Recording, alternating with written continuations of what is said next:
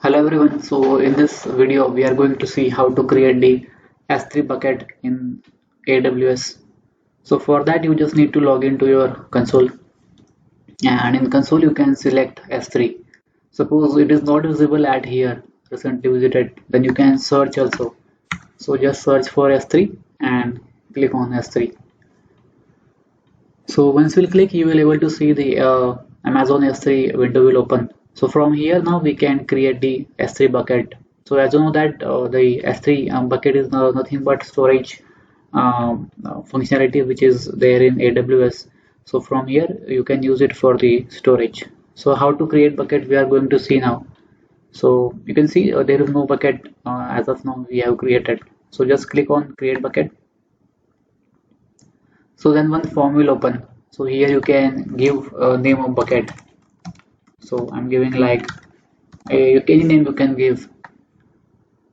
Then the region you can select. So which region your bucket should be. So depending upon your requirement, you can select the region. If you want to copy any settings from existing bucket, so you can use this option so that your bucket will get copied. But this is my first bucket, so I'm not choosing the copy option. Then this is important, the public access. Suppose if you want to enable the public access to your data for your bucket, then you can just untick this, and so that it will not block the public access, and just acknowledge that you know that as public access, so access to anyone who has a link, he can visible or you can view your data. Then coming down, suppose if you want to activate the bucket versioning, like this is very important in case of you want to enable the versioning depending upon the changes. So you can select this, but I am not selecting as of now. Next are tags. So as we saw in the earlier session while creating the EC2 instance. So tags are nothing but, suppose if you want to tag this bucket for any application name, so you can tag it. Then next is the encryption. Suppose if you want to enable the encryption, you can select for this. So encryption enable or disable. In advanced settings, so we have few more options like object log. So suppose if you want to enable this, you can enable this as also. So I'm keeping as disable and just say create bucket. So you can see a bucket with same name exist. So as I said, bucket name should be unique. So you can change any name and so that it will be unique. So just say create bucket. So you can see our bucket is created, which is in OYO region.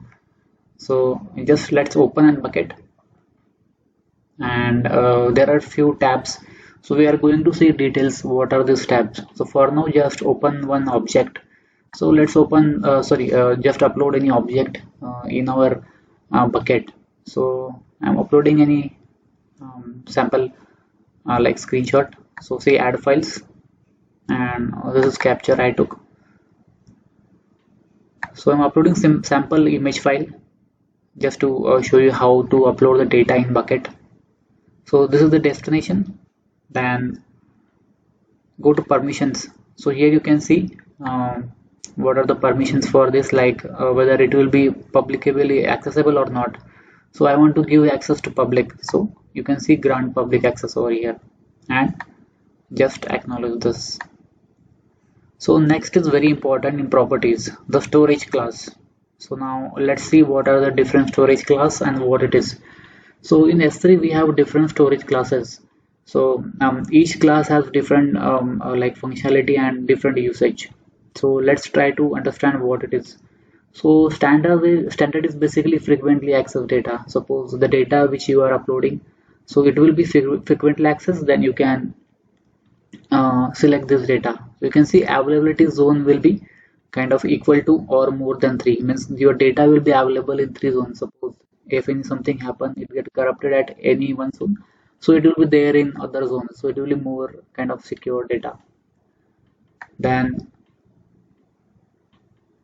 so this is all basically minimum storage duration and all they have given. So next is a basically intelligent tiering.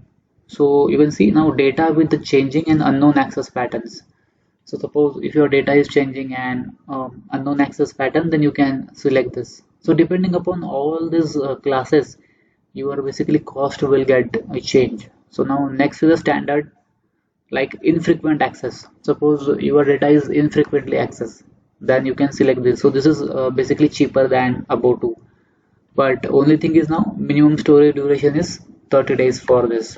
Means 30 days minimum storage location is there. Then minimum billable object size they have given, and retrieval fees. So with this there will be some retrieval fees which we need to bear, as storage class is less costly. Then one zone. So this one zone means your data will be there like a long lived, and it will be on one zone only. You can see availability zone single only. Suppose if something is happens, then your data is at risk, so doesn't have feasibility of higher availability. Then Glacier. So this is for long-term data. Suppose if you have archived some data and you want to put your archive data, so you can use this. So this is cheaper. Then again a deep archive. So this is even more than cheaper than Glacier. So you can see this is long-term archive data with retrieval times within 12 hours. Means if you want to retrieve the data from here, so it can be 12 hours. So this is minimum storage 180 days is required. So for all this last 5 storage class, so there will be retrieval fees associated. Then reduce redundancy. So it is frequently accessed or non-critical data if it is there, so you can use this. So as I said, the standard will be more costly, and once you go down, so it will be less costly. So depending upon your choice, you can select. So let's go with the standard. Then you can see encryption. Suppose if you want to activate encryption, you can activate over here. Tags again, same, and say upload. So once you say upload, so you can see our file has been uploaded. Now let's see. So this is file which we have. I have one PNG file. So this will be linked now, so where I can access it. So suppose if I want to get exactly link where my from which I can access it, so I can get that also. So just open your bucket, click on your object.